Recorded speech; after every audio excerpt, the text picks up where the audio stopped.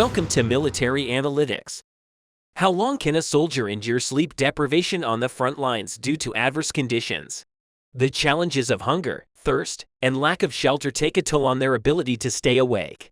Even a mere 24 hours without sleep leads to drowsiness, irritability, poor concentration, fatigue, increased risk of mistakes, accidents, and food cravings. Prolonged periods of insomnia can even lead to delirium, making it a significant problem for soldiers. The Russian army, stationed in unfavorable conditions on the Ukrainian front lines, often faces insomnia issues. These problems, combined with difficulties in locating soldiers, can extend the duty and watch time for the Russian soldiers in Ukraine. The severity of insomnia becomes a crucial concern for the Russian military.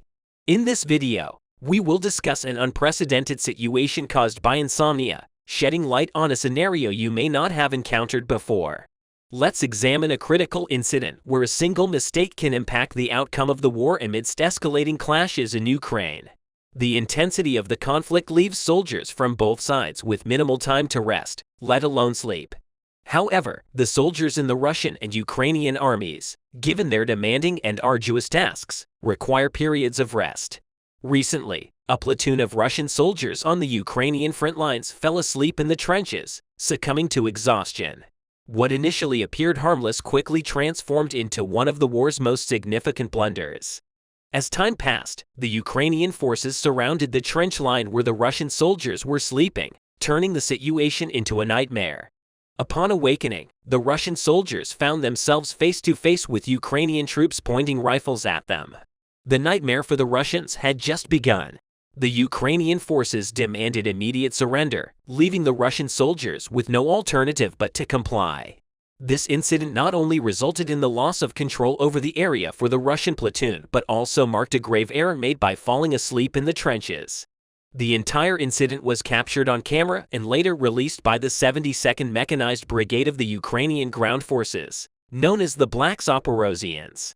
Although such situations occur frequently on the Ukrainian front lines, this particular event stands out due to its vivid and compelling nature. Falling asleep on the front lines is an unforgivable mistake in the battlefield, where a sleeping soldier either dies or surrenders. Such negative incidents, including the surrender of Russian soldiers due to sleep-related reasons, prove advantageous for Ukraine. These situations can further weaken the Russian army's position in Ukraine. To date, more than 22,000 Russian soldiers have surrendered, either as a result of the I Want to Live project or due to conflicts and unusual circumstances. However, falling into the hands of dormant Ukrainian forces is not the sole failure of the Russian army.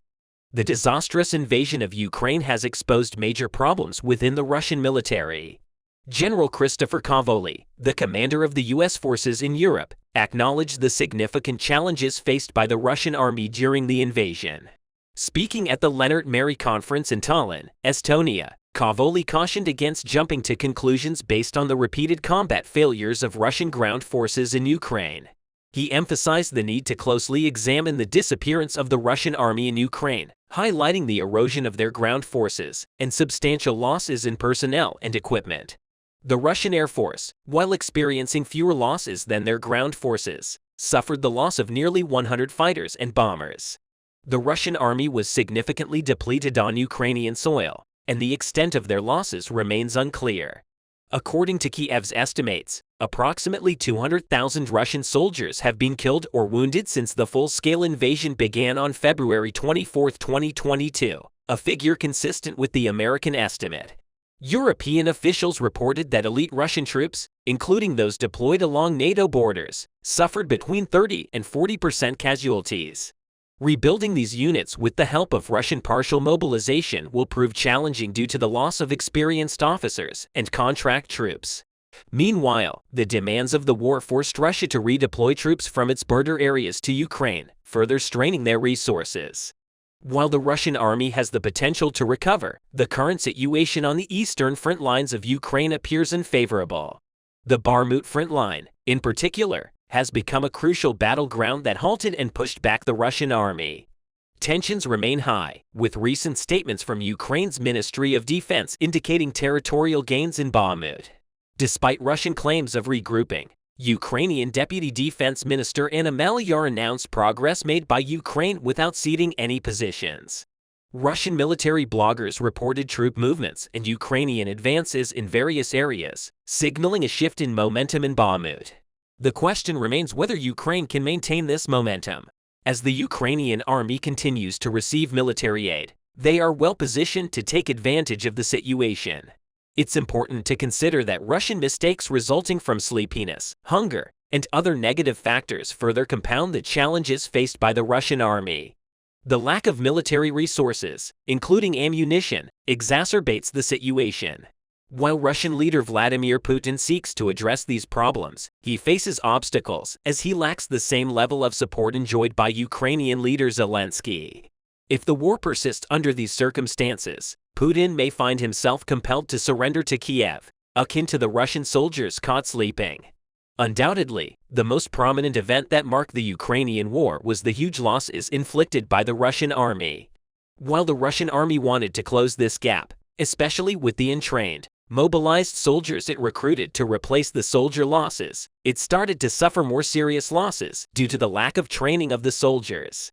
These soldier losses brought along the losses of weapons and ammunition. The Ukrainian army generally hits Russia's ammunition depots and weapons settlements, compared to the Russians hitting civilian settlements and Ukrainian infrastructure facilities. Since Russia did not add air defense to these structures, and with the correct guidance of Ukrainian intelligence, these settlements became clear targets for the Ukrainian military. One of the biggest reasons for the decrease in the war effort of the Russian army is these defense deficits.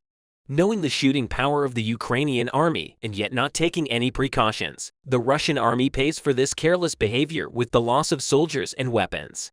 Here in this video, we will talk about the losses of the Russian army and the states of the Russian war effort. Let's examine together the developments about the Ukrainian war and where the war started to evolve. Kiev said in a statement yesterday that Russian forces fighting in Ukraine had lost 16 artillery systems in the last 24 hours.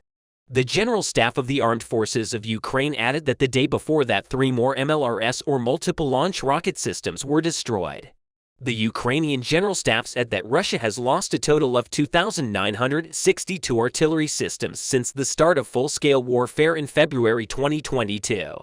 These figures given by the Ukrainian General Staff are of particular importance, as they are the highest number of artillery systems that Russia has lost since the beginning of the war. On the same day, Russia's defense ministry said Ukraine had lost several howitzers, and the Kremlin updated Ukraine's reported Ukrainian losses since February 24, 2022 to 4,717 artillery and mortar shells. Russia's defense ministry said last month that Russia destroyed 225 field artillery and mortar shells used by the Ukrainian armed forces. But after the statement, the Ukrainian defense ministry denied these figures. Artillery supply and associated ammunition are key for both sides in mechanized warfare. Many experts express the opinion that the war in Ukraine has now turned into an artillery war. It was reported that the past day Russian artillery fire continued in various spots of Ukraine, including the southern Kherson region and the Luhansk region. In early April, U.S. officials said Russian forces were using artillery to compensate for their impaired offensive capabilities. The high demand for artillery rounds meant that Moscow troops still relied heavily on artillery to make up for major shortcomings, including targeting skills and the lack of air power used in Ukraine. So how is Ukraine in terms of artillery? Artillery and shells were also key concerns for Kiev, which has repeatedly called for more supplies in the war effort. The United States included artillery and shells in its military aid to Ukraine. Earlier this week, the U.S. Department of Defense announced a new $300 million security aid package, which includes the supply of more ammunition for 38 HIMARS sent by the U.S. to Ukraine. The U.S. Department of Defense also stated that the package will also provide Ukraine with additional artillery and mortar shells. New U.S. military aid to Ukraine includes several types of howitzer artillery, shell and mortar systems. In early March, European Union Foreign Policy Chief Josep Borrell said that for Ukrainian forces to win, Western backers of Kiev needed to deliver more artillery, ammunition, and faster. The EU then agreed to send 1 million artillery shells to Ukraine next year at a cost of €2 billion. The deal coincided with an assessment by the UK Defence Ministry that suggested Moscow was operating with less support from artillery fire because Russia was short of ammunition.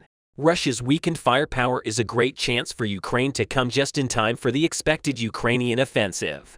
Since the use of such artillery fire by the Russian army also causes the depletion of ammunition stocks, the Ukrainian army will be able to advance more comfortably and more complexly and liberate the Russian-controlled areas compared to the offensives last autumn. So, has the firepower of the Russian army really weakened? Based on the statements of both Kremlin and Ukrainian officials, it is possible to say that the firepower of the Russian army has weakened considerably. A new statement regarding this was made by Kiev recently. According to the Kiev intelligence chief, Russia does not have the ability to make another attempt at a serious attack anywhere in Ukraine. As of today, Russia does not have the military, economic, or political potential to create a serious attack attempt anywhere in Ukraine, Ukraine's main intelligence agency said. The intelligence agency claimed that Russia's missile stockpiles were dwindling, but added that Moscow was still fully capable of conducting serious defensive operations. This is the very problem that Ukraine is about to face. The Russian army is trying to accumulate and keep certain stocks ready to disrupt the Ukrainian offensive, but the reality is that they have reduced their stocks to almost zero. Despite Kiev being tight-lipped about its military strategy, Ukraine has long been expected to launch a spring counteroffensive against Russian forces. US officials said Russia is likely focusing on logistics and other aspects for defense operations across Ukraine in anticipation of this concerted pressure from Kiev. So, when will the mentioned Ukrainian offensives begin? Although it is not known how the Ukrainian counterattack will be, the Ukrainian Ministry of Defense at the end of April, we received state-of-the-art systems. Preparations are coming to an end because in addition to weapons and military equipment, there must be training for military personnel on how to use them, he said. Yevgeny Prigozhin, head of the Wagner Group who fought on behalf of the Kremlin in Ukraine earlier this month, said he believes the advance of the Ukrainian army has already begun. Prigozhin said, "I believe that everything will enter an active phase in the very near future. What I said can come true in a few days." Prigozhin had previously described the Ukrainian counteroffensive as inevitable. Kiev has long said it is determined to reclaim Russian-controlled territory, including the annexed Crimean Peninsula, which Moscow has claimed since 2014. However, Czech President Petr Pavel warned that the Ukrainian leadership still feels they don't have everything to launch a successful operation. If this counterattack fails, it will be extremely harmful to Ukraine because at least this year they won't have another chance, Pavel said. Expectations from our counterattack campaign are exaggerated in the world, the Ukrainian Defense Ministry said. Of course, everyone who follows the war day by day and shows their support for Ukraine is waiting with great expectations for a counterattack by Ukraine against the Russians. But this approach by the Ukrainian Defense Ministry may lead to a decrease in some support and disappointment for Ukraine's partners. Even though the Russian army was at its weakest during the course of the war, the Russian firepower and defensive skill should not be underestimated by Ukraine, and it should not be forgotten that Russian President Vladimir Putin continues the war with huge losses because he underestimates the Ukrainian army. This approach of the Ukrainian Defense Ministry may cause trouble for the Ukrainian army in the future, which means that the war will be prolonged for a while. Today, Ukrainians conducted a series of very successful hammer strikes. As mentioned last time, the activation of Ukrainian HIMARS crews is explained by the relocation of Russian troops to the Barmut direction because it creates a perfect opportunity for identifying, tracking, and destroying enemy forces' concentrations. The target of the first strike once again became Mariupol. Local residents reported hearing several explosions. One photo clearly shows the aftermath of the air defense work. The picture was quickly analyzed for geolocation, and after determining from which building a person took a photo and determining the direction of the trajectory, it became clear that Russian air defense was shooting down the rockets near the industrial area. As of style, this is where Russians reportedly use a lot of facilities as warehouses for equipment. In the meantime, more information became available about yesterday's strike. Yesterday I showed you that Ukrainians hit unspecified buildings near the airfield. Today, satellite footage became available of this area showing that HIMARS rockets hit the center of the building. Ukrainian sources reported that there was an underground facility that was used as a high-level command post of the Russian forces that are operating in the Volodar and Zaporizhia areas. The Ukrainian Mariupol mayoral advisor reported that 24 troops were killed and 37 were wounded as a result of strikes on other facilities. Russians also lost a lot of vehicles of various types from cars to APCs because today local residents noticed how Russians were transporting the destroyed machinery through the city. Another target of yet another strike became Tokmak. Local residents reported hearing multiple explosions, which was later confirmed by the Russian-appointed head of the region. He stated that there was at least 2 explosions and that more information would become available later. Hammer strikes were also recorded in the Donetsk region. Russian independent investigative outlet reported that a Ukrainian hammer strike destroyed up to 90 tanks east of Mariupol. Overall, it looks like by destabilizing the situation on the Barmut flanks and forcing the Russians to send reinforcements, Ukrainians managed to destroy more heavy equipment during the relocation than during the storming operation of the flanks that Russians tried to reinforce. And the frequency and intensity of HIMARS strike will continue to increase, especially as Norway and the UK recently agreed to supply Ukraine with 8 artillery systems M2170, which is like HIMARS but has twice as many rockets when it comes to Barmut itself. After another night of surviving some of the most intense shelling with incendiary munitions, some Ukrainian soldiers reported that the last units that were still present on the outskirts of Barmut finally received an order to withdraw to Ivanovskaya. This is corroborated by multiple videos of Ukrainians driving out of the southern outskirts towards Ivanovsky, and also by the fact that Russians are mostly shelling the tree lines between Barmut and Ivanovskaya. The head of the Wagner group, Prigozhin, made the video saying that today, after 24 days of continuous storming operations, the battle for Barmut has ended. He admitted that Ukrainian fighters put up immense resistance and that in 5 days he planned to transfer the responsibility for the region to the regular Russian army and withdraw to the Dnieper to heal and replenish from the damage incurred. At this stage, we do not know whether the Wagner group will be allowed to withdraw or whether the Russian Ministry of Defense will once again threaten Prigozhin with charges of treason in case he leaves his position. In any case, the first battle for Barmut ended. And the most important question is what comes next. Some analysts are saying that now with the city secured, Russian forces will easily recapture the ground around Barmut. However, if we look at the topographic map, we can see that the ground around Barmut is actually a tactical heights which took Russians months to take, especially in the south. Recent footage from the home of origin clearly shows that the city is located in the valley, meaning that Russians would need to fight from a disadvantageous position. That is why many Ukrainian fighters are calling the Russian victory a Pyrrhic victory. Russians got so focused on the city and the idea of declaring the whole city taken that they lost all tactical heights in the process. Now, the Ukrainians have almost secured all tactical heights in front of Jessivr. They can either continue the movement along the ridges to take Barmut into a pocket or stop here and conduct defensive operations. Unlike Barmut, ceasefire is located on a hill, not a valley, which means that the storm intensifier will likely be much more difficult than storming Barmut. But it looks like Ukrainians decided not to stop. The fighters on the ground continue reporting advances on the flanks, especially south of Barmut. Here, after securing this huge piece of territory, Ukrainians continued reporting about securing from 100 to 150 meters per day. Some military analysts are calling it a Pyrrhic victory as well, but for a different reason. They said that while Russian forces allocated their best forces to fight in the solitary battle for Barmut, and now Barmut flanks, Ukrainians never engaged their strategic reserves. And this is entirely correct because the Ukrainian 9th and 10th Corps continued to stay in the Dnieper and prepare for large-scale offensive actions. This puts Russians in significant danger because while their most capable units have been degraded in the battles of no strategic significance, Ukrainians have been sending their most capable troops overseas for intense training, and they have been accumulating Western equipment to equip these forces. The fact that these reserves have not yet been engaged suggests that Ukrainians are yet to deliver their main blow. Thank you for watching us.